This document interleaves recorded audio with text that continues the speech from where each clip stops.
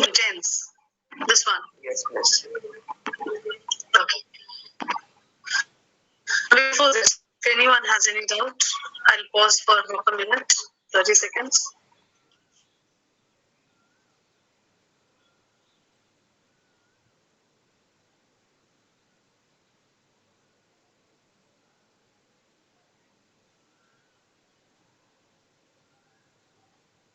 And there's some Shrewd contents involved, and I hope you learn your lines and writing them in your notebooks. Let's do the very first day.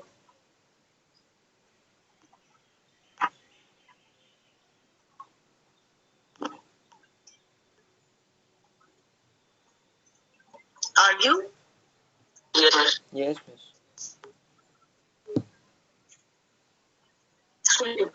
Ishan and there. What about the others? Who will not say yes? Four. Yes, miss. Ayan, 5. Mansi 6. Anshika 7. Amrita 8.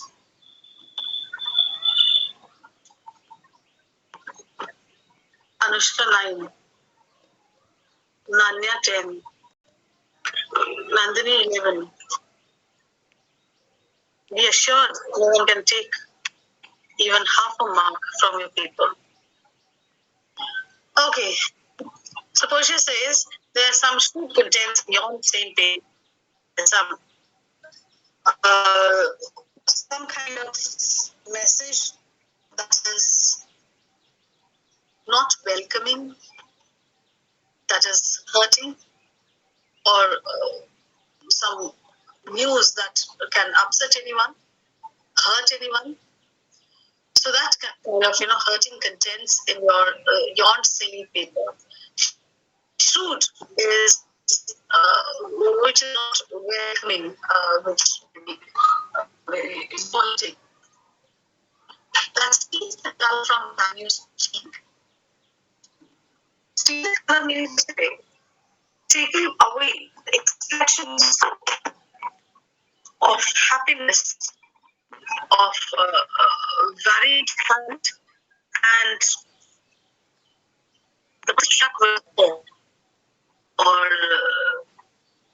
maybe disappointment and is sad. So that's a melancholic, sad melancholic look, gives a pale appearance to the face. So all the colors vanish, meaning to say all the other expressions, they vanish, and there is only one sad, pale expression. Was that clear? Yes, miss. Okay. Some dear friend yet. I feel he has lost some dear friend who must be very close to him. Else nothing in the world could turn so much the constitution of any constant man. Otherwise, nothing in the world can change the expression of a man of, say, gravity, a man of substance, a man who is of values here. So else nothing in the world could turn so much the constitution of any constant man. What? Worse and worse? It's worsening. It's growing worse. With Lee Bassanio, excuse me, Bassanio, I am half yourself. As I'm your wife, I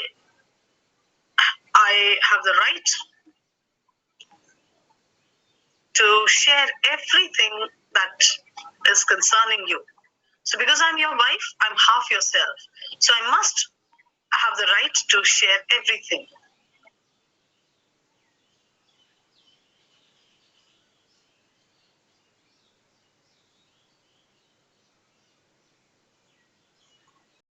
I'm half yourself, and I must freely have the half of anything that this same paper brings to you.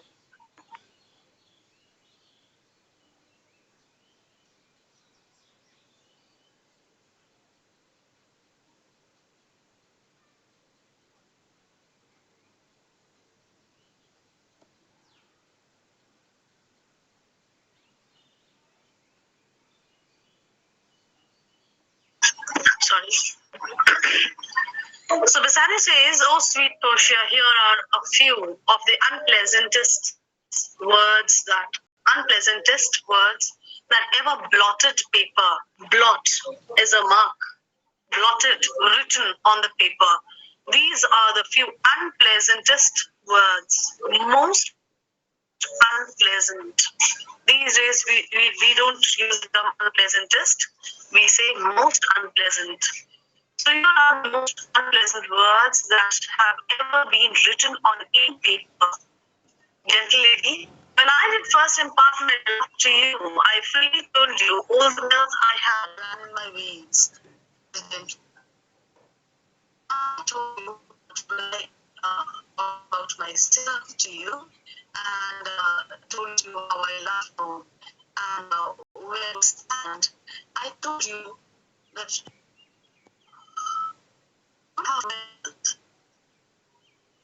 whatever wealth I have runs in my veins. Meaning to say, it is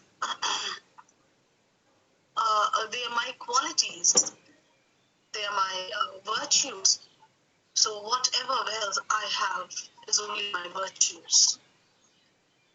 I was a gentleman, and I confess the truth that I don't have wealth. But truly, you could believe that I am a gentleman, I am a virtuous person, and you can trust me.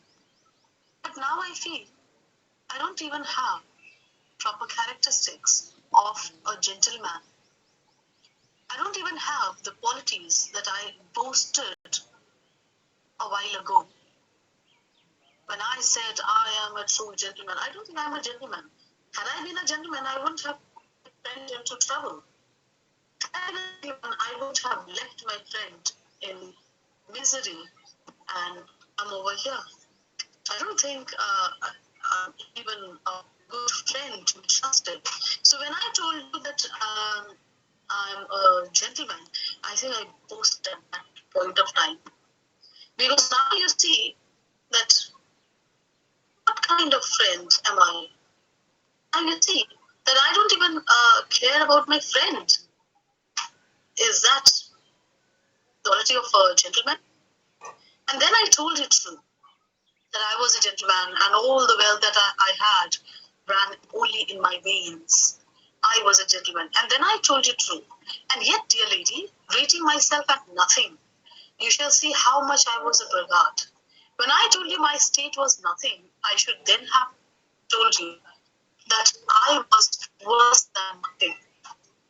So the condition is worse than it. For in I engaged myself, your friend.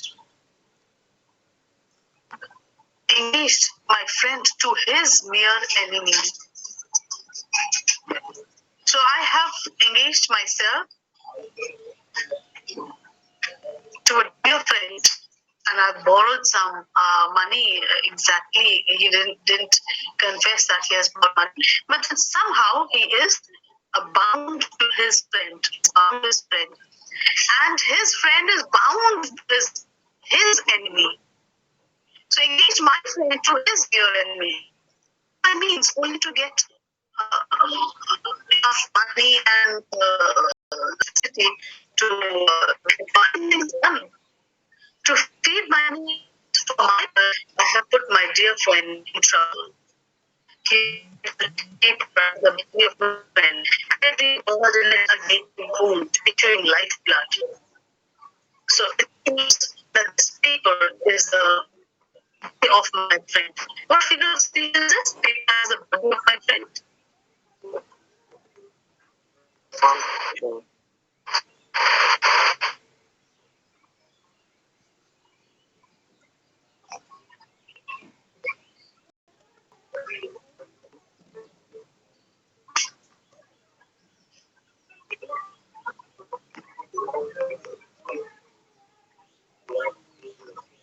I'm still waiting for another answer.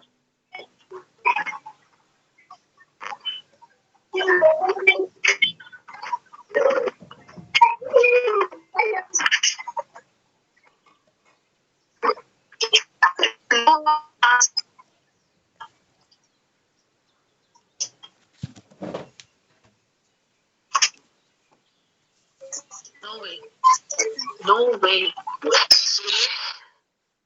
Yes. Okay. So, here's the letter, dear lady. The paper as the body of my friend, and every word in it a gaping wound, issuing lifeblood. The thing was like,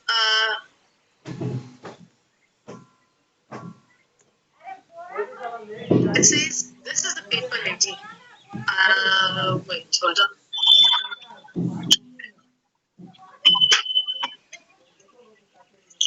So this is the paper, lady.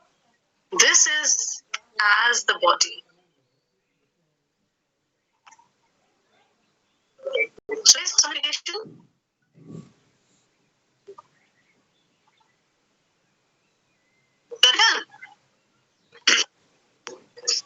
That's only simile. The moment it is compared here, and it doesn't talk of this behaving like a person. It is mere comparison, nothing more than a simile. Right?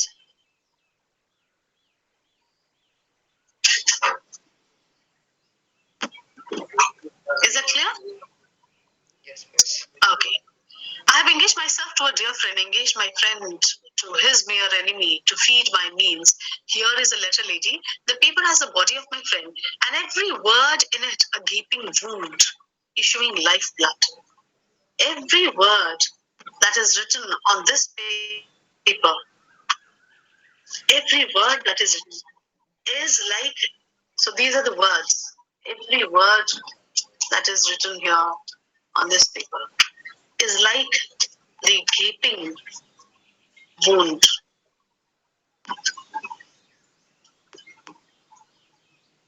Open wound, okay?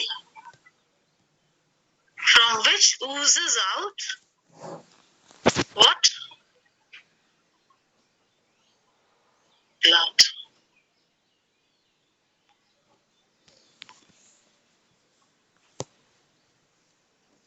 Issuing life blood. Issuing life blood. But is it true, Celerio? Have all his ventures failed? It's unbelievable. How was it possible? What? None one hit? What? Not one hit? What about the ship from Tripolis, from Mexico, from England, from Lisbon, Barbary, India, so many places? How is it possible that not a single ship has come back? And not one vessel escaped the dreadful touch of the merchant marring rocks? Merchant marring rocks?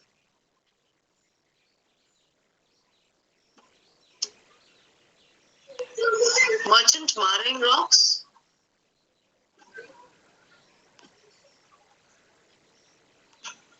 Rocks? Let me put it like this.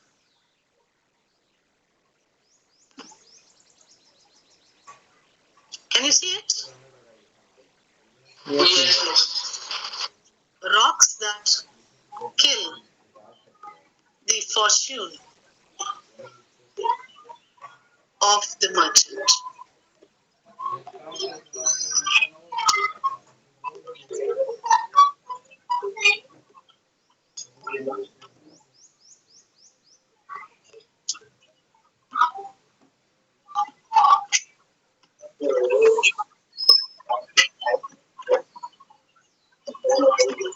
Okay, just go through it. See if you have any doubt before we proceed.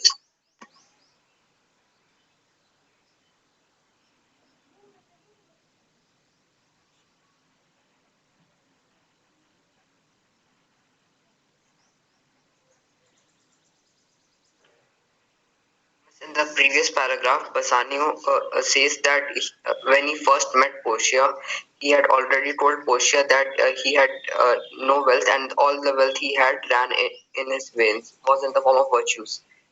So, what was the need of those 3,000 ducats which he borrowed when he already told Portia that he had no wealth?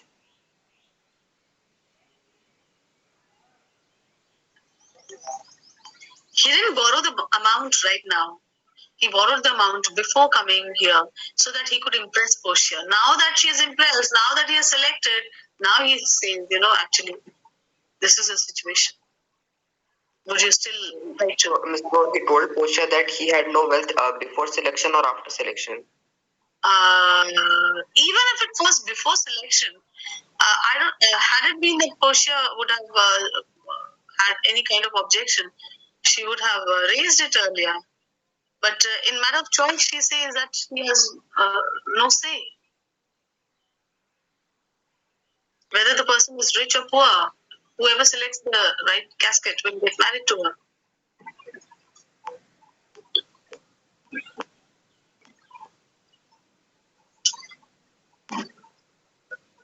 So it says, gentle lady, when I did first impart my love to you.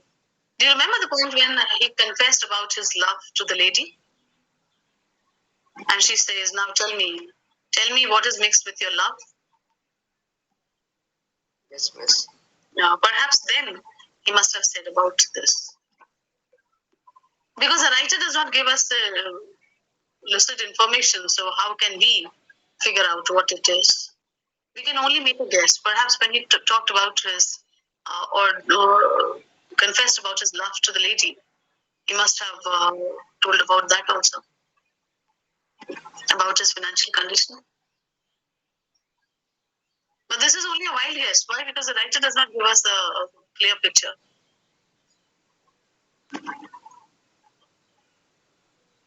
Very good. Any other doubts? Ishan, is that okay? Yes, miss. You also stay smart. When the examiner asks such question, just put the blame on the writer that he hasn't mentioned it. So we can only make a wild guess that when he was displaying his love to the lady and when he was confessing about nothing mingled with his love, perhaps it was then that he talked about all this.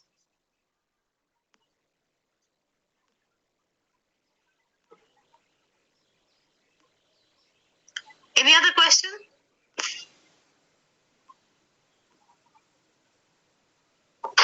No.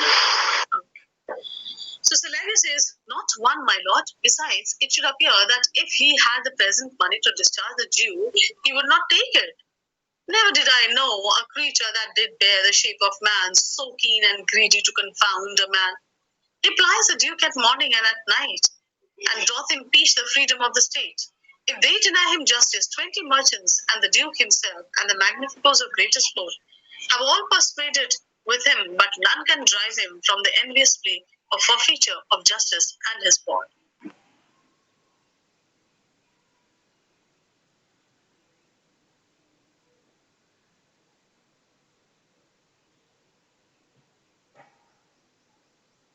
Miss, your mic is mute. Oh, sorry. So this is not one, my lord, not even one ship has come back. And in addition to this, it should appear that even if he had the money to give to the Jew, he would not accept it. Why? Because the duration is over, because the time has lapsed. And it is clearly mentioned within 3 months. So by that date, he hasn't been able to discharge the amount to the Jew. So even if he has the money now and wants to give to the Jew does not want to take it. Never did I know a creature that did bear the shape of man, so keen and greedy to confound a man. So I've never seen a man or a creature in the shape of man who is,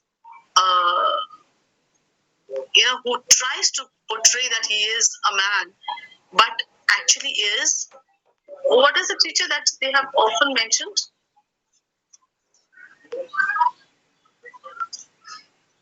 A devil.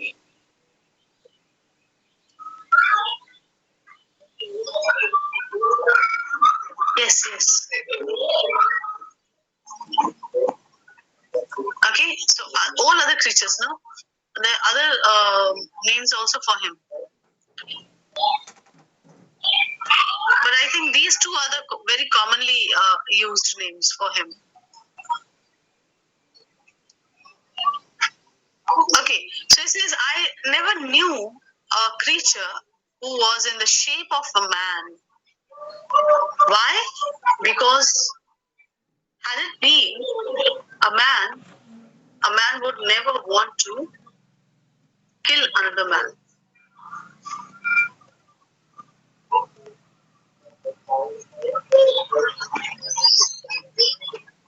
So a man would never try to kill another man. It is this who wishes to kill man. But he is in the shape. He is in the shape of a man. I never knew a man who would want to kill another man. I've never seen a man wishing to kill another man. Never did I know a creature that did bear the shape of man, so keen and greedy to confound a man. He plies the duke at morning and at night, and doth impeach the freedom of the state, if they deny him justice. Now he goes to the duke, says that if the duke does not grant him justice,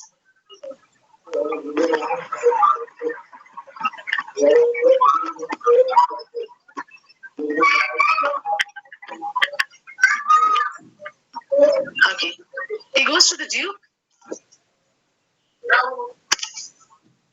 Sorry.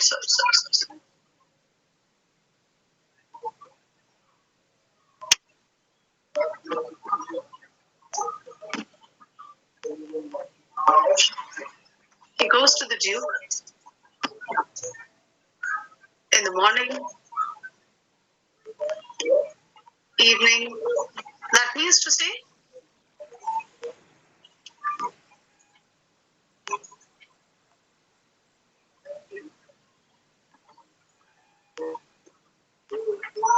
the duke himself, and he says he plies the duke at morning and at night, and doth impeach. So he has made the duke's life also miserable, and asks him to grant justice to him. Why? Because he has a bond, and he must be granted the bond, because the time period of the bond has expired. Now he must be getting the forfeiture according to what is mentioned in the bond, and that is the justice he is willing to seek. Not only this, that he is forcing the duke to give justice according to his bond. 20 merchants, the duke himself, and the magnificence of greatest port have all persuaded with him, but none can drive him from the envious plea of forfeiture of justice and his bond. So there are more than duke himself and 20 more merchants. 20 merchants. Plus the duke himself. They all have persuaded him to leave the bond, so that what will happen?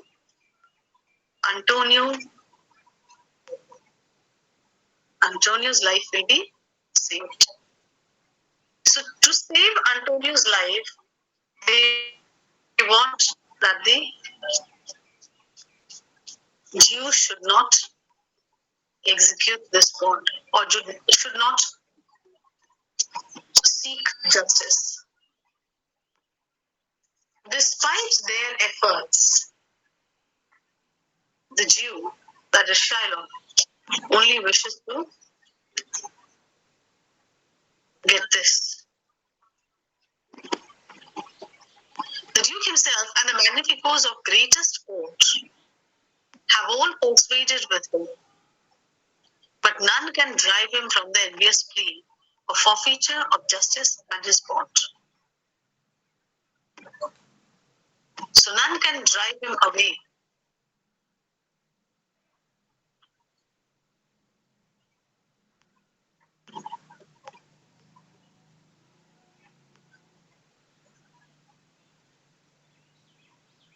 So none can drive Shylock away from his forfeiture. That is, he seeks Antonio's life. So if he leaves the forfeiture, Antonio's life will be saved. If he leaves justice and the bond. But no one will drive him away.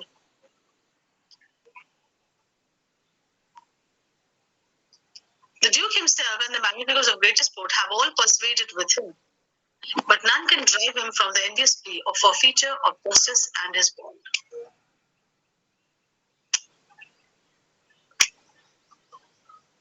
Should we pause here for 3-4 minutes? Yes, miss.